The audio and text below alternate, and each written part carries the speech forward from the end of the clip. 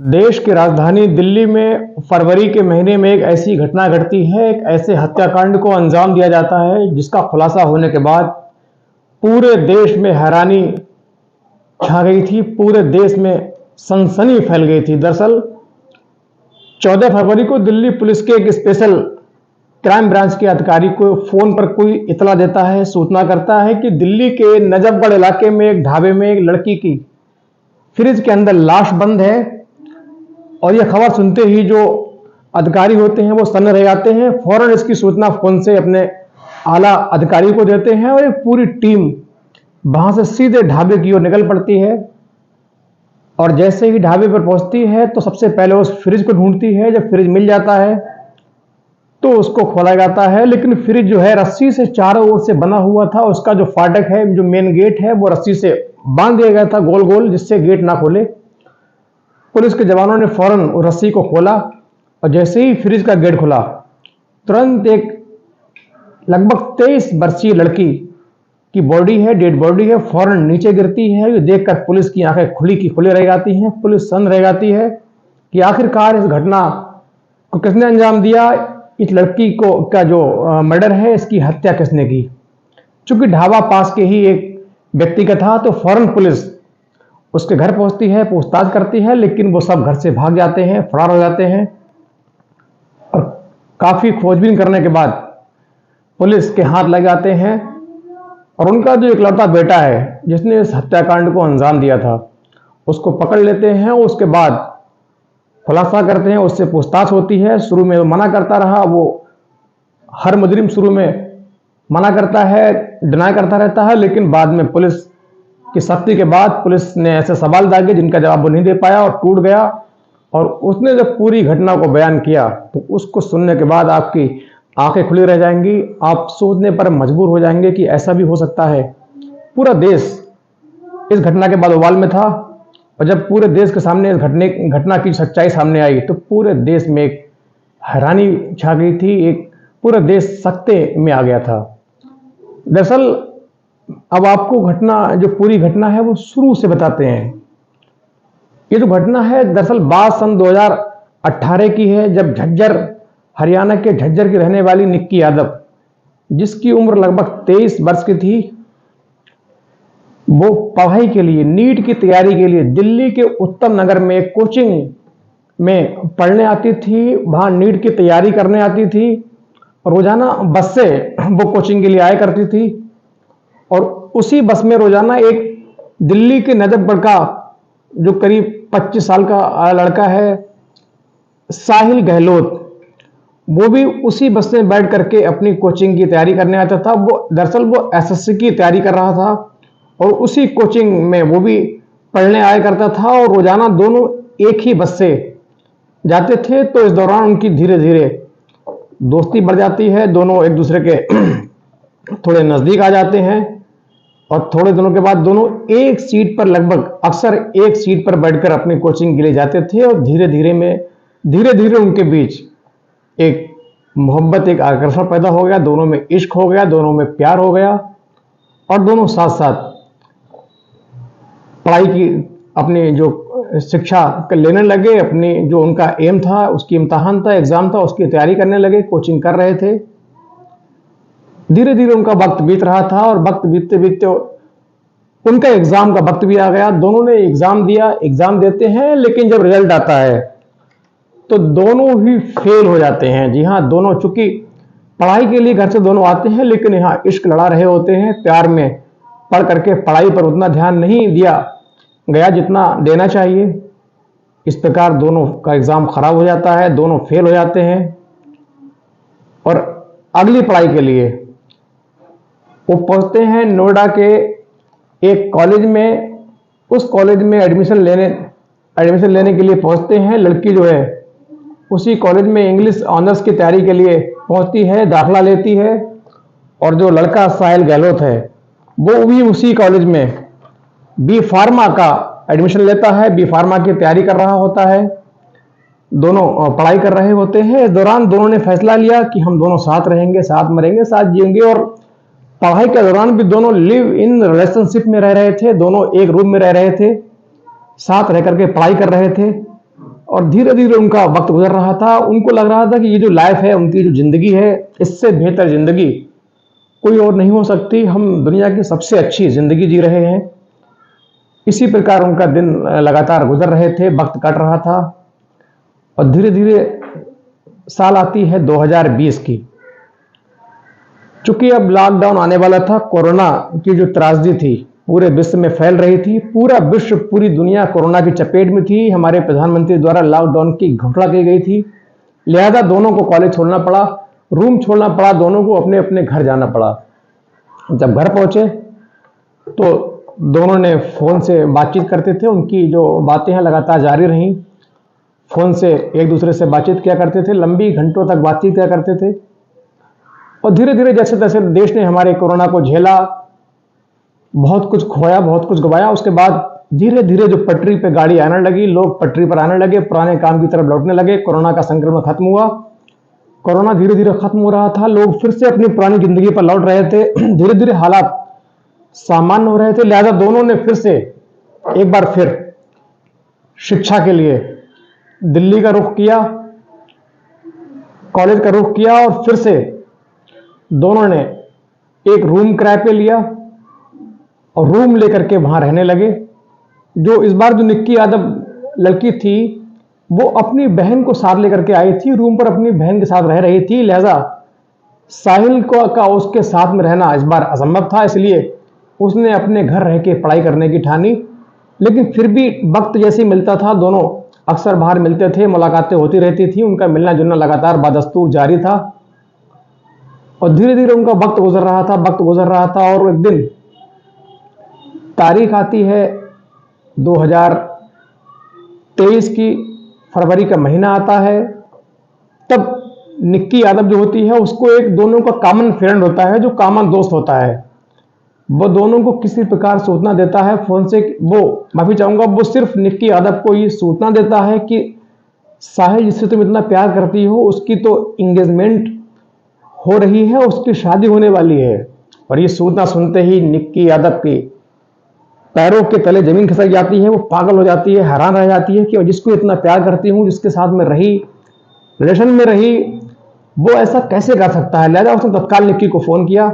मैं भी चाहूंगा, तत्काल उसने साहिल गहलोत को फोन किया। फोन उसने कहा, मुझे तुमसे तुरंत मिलना है, तत्काल आइए।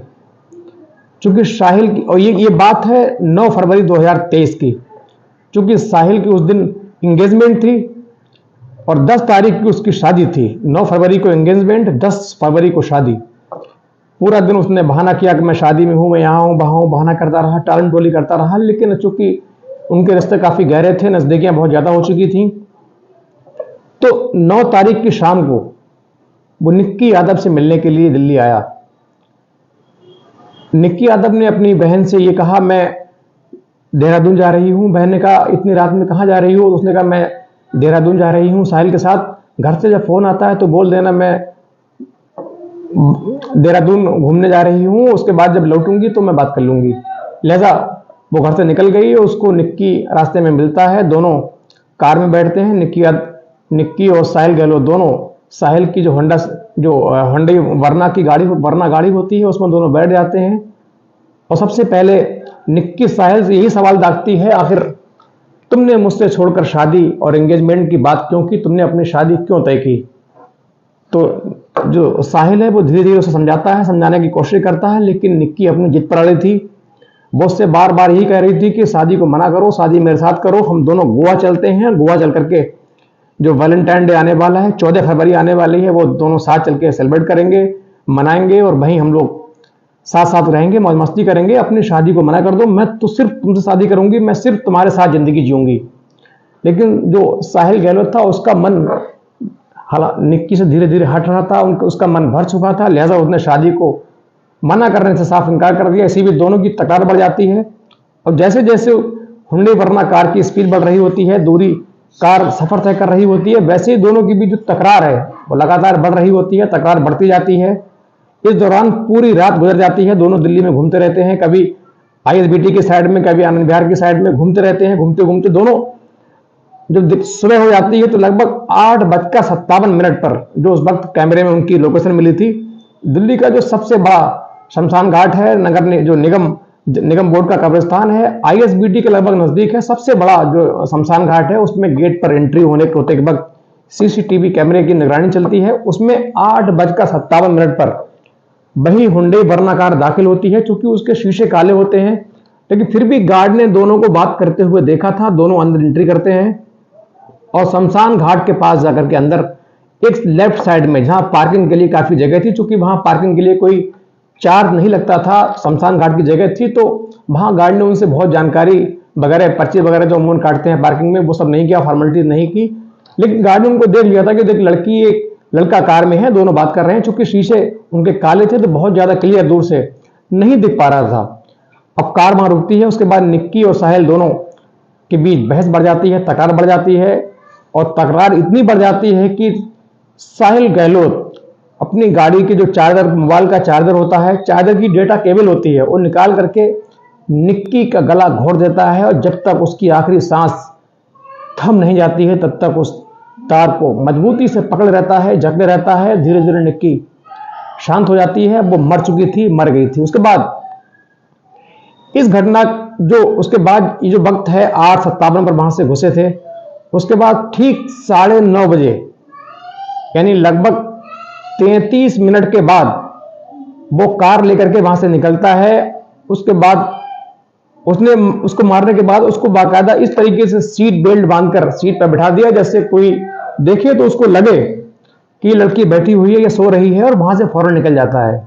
उसके बाद इधर उधर लाश को ठिकाना लगाने के लिए घूमता रहता है, किसी की पकड़ में नहीं आता है, और फिर लास्ट में सोचता है कि लाश को सबसे पहले क्यों ना हो अपने ढाबे में, जो बाहर है, थोड़ा सुनसान इलाके में है, वहां चल करके इसको छुपा दूं, और अपनी शादी करने के बाद, क्योंकि उसकी आज शादी भी थी, ये तारीख इस दिन तारीख थी 10 फरवरी 2023।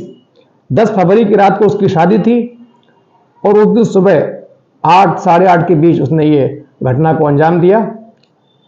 8:57 के बाद घटना को अंजाम दिया। फिर लेके निकलता है। फिर धीरे धीरे ये सोचकर कि ढाबे में इसकी लाश को छुपा देंगे, उसके बाद शादी करने के बाद आराम से कहीं इसकी डेड बॉडी है उसे कहीं नाले में या गटर में फेंक देंगे। इस तरीके से इस हत्याकांड का बिल्कुल खुलासा नहीं हो पाएगा, ये दब जाएगा, किसी को इसके बारे में जानकारी नहीं होगी, मैं आराम से अपनी जिंदगी गुजार लूंगा नई दुल्हन के साथ।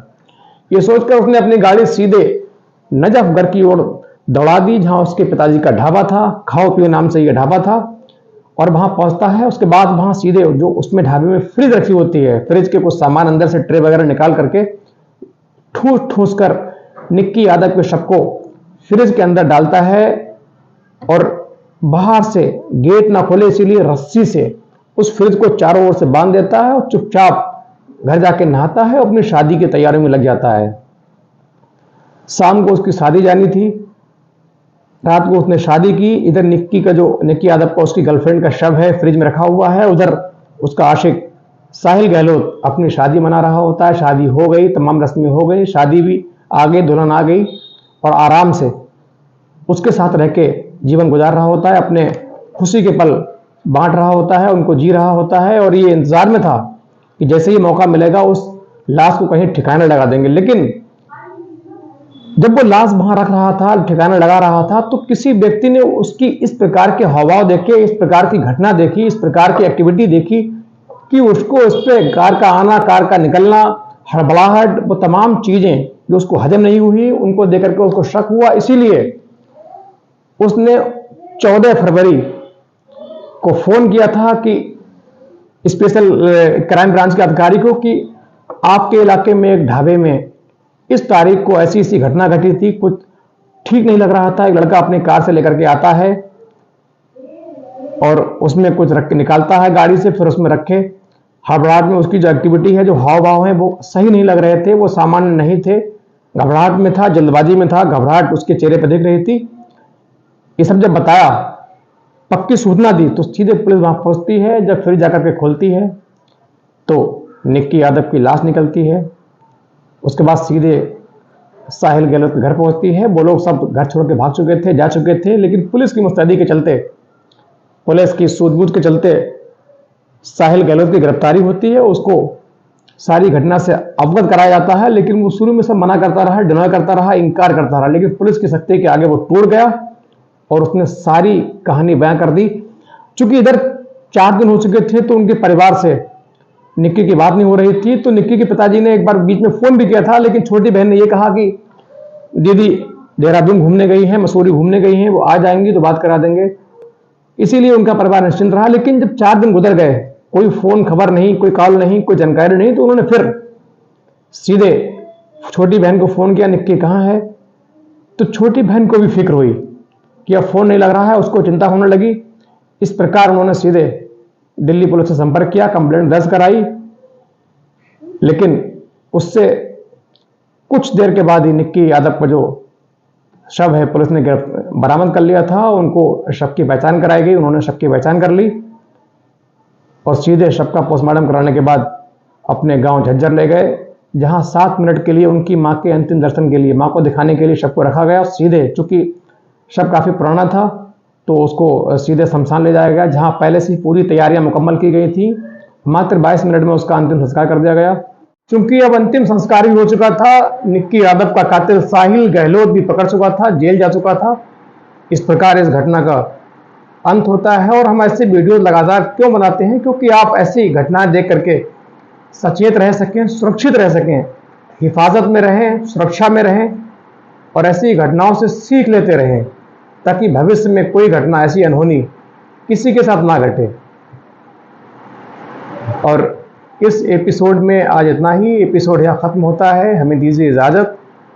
कल फिर नए एपिसोड के साथ हाजिर होंगे, तब तक के लिए जय हिंद।